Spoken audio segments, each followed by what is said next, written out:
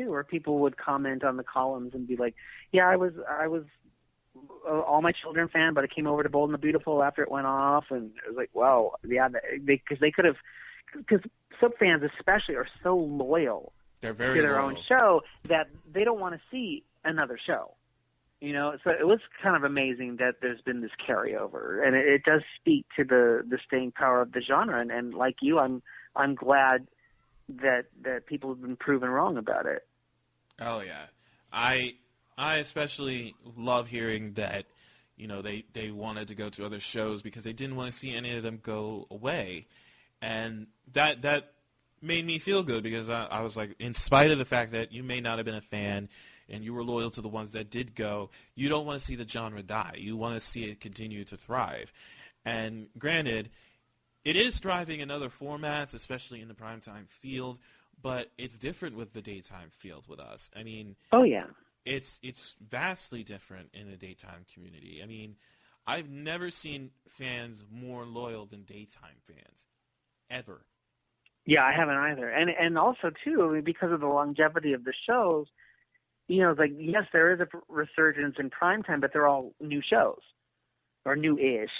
You know, I mean, they don't harken back to, you know, when we're teenagers, you know, when these shows, when the daytime soaps are on. So, I mean, there's always going to be that. And I think even if there was a new daytime soap now, which, you know, I don't honestly think that's going to happen. I don't think it's going to happen. But if there were, it would be harder for it to catch on because it doesn't have the history with us that it kind of hit, you know, because we've all kind of gone through our daily lives with these shows, knowing that we can turn to them, you know, whether it's to watch somebody, you know, beat up somebody else, or we're having a bad day, we need to see somebody having a worse day, you know, or just whatever. It's like, you know. It's that escapism that you want, because trust me, there are days where I have the crappiest days ever, and I turn it on, and I'm going, let's see if somebody in Port Charles is having a worse day than I am. Right, and they usually are, yeah. And they usually are, especially in Port Charles. Poor Sabrina, that poor girl. Yeah, poor Sabrina, they killed her off. Oh, that's too bad. You see, I only very, very peripherally know what's going on GH. But I never actually really watched it. There was a period back in the late 90s when I was trying to, you know, break into acting where I actually was an extra on General Hospital. I was pretty thrilled about that. But other than that, yeah, I mean, I know most of the characters, but I don't really know what's going on. Yeah. Yeah, there's like a serial killer right now or something. A hospital serial killer, yes. Okay, yes. Well, at least it's a hospital and not a mob thing. Because I know a lot of people are kind of over the whole mob thing. You know? Yeah, this time it's a hospital killer, but don't worry, they'll get back to the mom next month. Oh, I know they will. Yeah, they will. This is coming from the Sonny Corinthos fan, by the way, and I'm tired of it. So now everybody knows. When did they start that? The early '90s, and that's still going on. Yeah, I mean, yes, the mob's been a part of GH since Luke and Laura, but I mean, I'm fed up with it, and it's just hilarious to me. I mean, everybody knows I love Sonny Corinthos to death. I mean, and he's a great actor. I love Mo, but even I'm going like, all right, Mob, can you like step it back a few notches for my benefit? I remember when Guiding Light went the mob route there for a while, and it was like, oh my okay, God. what show am I watching? What was that about? I mean, they start, with the Santos family, and then was it Manny and no, Danny? It was Danny.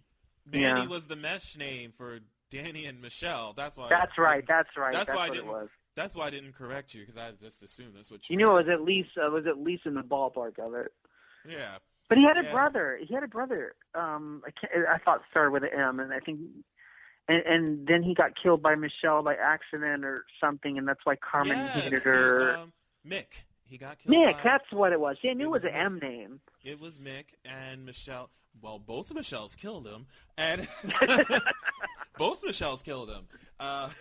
He's really dead now. There's no chance of him coming back. Which is hilarious because a lot of people don't remember that factoid. Is that when the changeover happened? That was when the changeover. that's when the changeover happened. Rebecca Budig, when she was Michelle, on her last episode, she killed Mick, and then they redid the scene in the next episode with Joey Lenz, Bethany Joy. Oh, my God, that is amazing that they would do that in the middle of something that major. That's worse than Sammy Joe and Amanda having a cat fight in the season finale of Dynasty. And yes. They changed the actress, and they redid the scene in the previously on Dynasty part just to redo it. Yes, they did. And suddenly she didn't have – Karen Cellini had taken over from Catherine Oxenberg, and suddenly Amanda didn't have a British accent anymore. And I remember watching that first run and going, what the hell? I came across that scene on YouTube, and I said, they redid the scene. And I was like, they redid the recap, Yep, that's what they did with this one. So Karen Cellini got a true baptism because it looks like her first thing was she got thrown in the pool with Heather Locklear. Yep, she did. She definitely broke the Dynasty cherry on that front. Yeah, but I always said it must have been the chlorine in the water that got rid of her accent, to sort of bleached it out. We got to come up with something, right? Exactly. Yeah, and that's what they did here on Guiding Light. Like the end of the episode of Rebecca's last day as Michelle on Guiding Light, they did the scene, her, Mick, and Drew Jacobs, played by Tammy Blanchard. Oh, yeah. Sorry. Good old Tammy. They did that scene, and she hits him over the head with the rock, and then the next episode, it's right at the beginning, and they just redid that scene with Joey Lenz as Michelle, like right in the beginning. That is a very strange place to do it. That is weird. Before even the announcer says who the part of Michelle Bauer is now being played by Joey Lenz, he didn't say it until after the opening sequence. So it was just interesting to just watch that scene with no announcer announcing the fact that a new actress is playing the part. Who's this chick with the rock? What happened to Michelle? Oh my God! It's like it's in the same clothes. Who is this? And then you hear after the opening, the part of Michelle Bauer is now being played by Joey Lenz. And I was just like, okay, well, hey, there you go. Redid the scene, and now you got your introduction. There you go. And there it is. It is. It's such a strange place to do it. You would think they would pick something innocuous. Well, I would honestly, sitting back on it now, I never would think that as being strange as when they did the two Babe Carries. Did you know about that? No, I'm trying to remember when that was. Oh, it was 2007, and this was when, in that same episode of All My Children, it was Alexa Havens' Babe. She goes in for a hug with Bobby Eakes, and then all of a sudden you pull away, it was Amanda Baker's face. It was a different actress. That was that was All My Children. That's why it wasn't ringing a bell. Okay. I don't know that I actually watched a whole episode of that. Although that was right in the beginning. Right in the beginning. Oh my God, that's hilarious. Scene. And we knew because I think somebody had said it who had spoilers. They said, watch the episode, you're going to see what we're talking about. And then I was like, oh my God, you weren't kidding. They actually kept her in, and they did a hug, and then they changed it to another actor's face when they broke away from the hug. That's kind of bad. Yeah. That's a hell of a hug. That hug was so good, my face changed.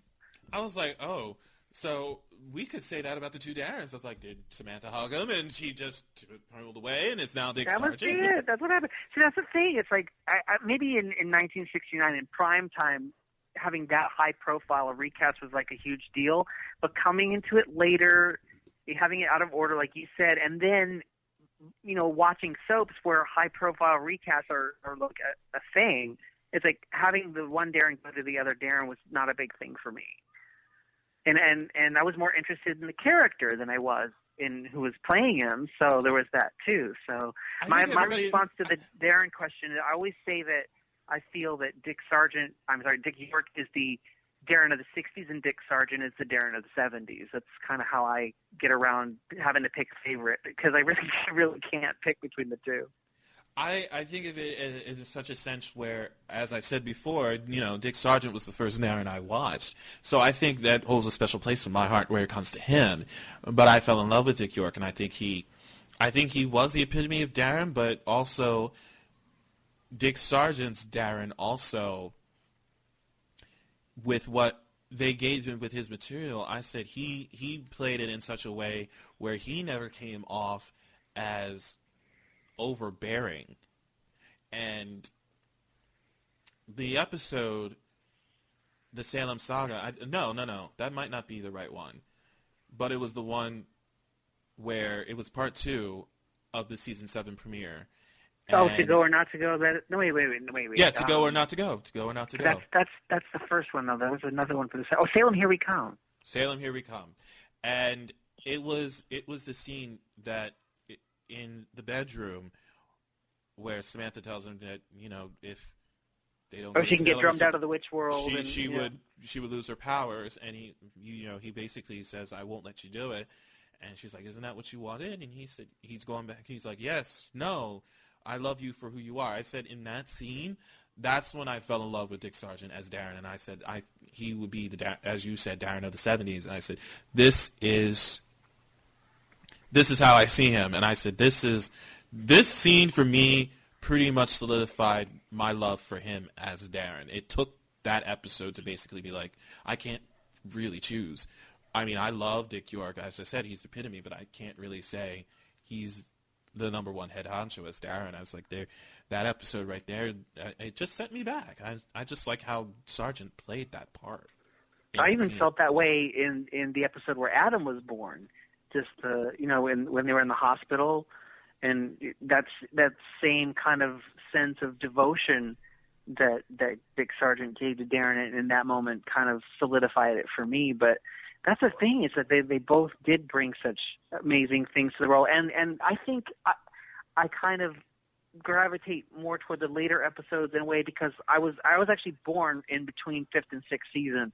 So for me, seeing the world of the early 70s is more familiar to me, because that's when I was very young, and everything before that was obviously before I was born. So I tend to gravitate more towards that, and therefore by Dick Sargent by default. But then, especially working on the book and going back and starting at episode 1, I really developed a much more keen appreciation of Dick York and what he was doing with the role, and I understand why people love him so much.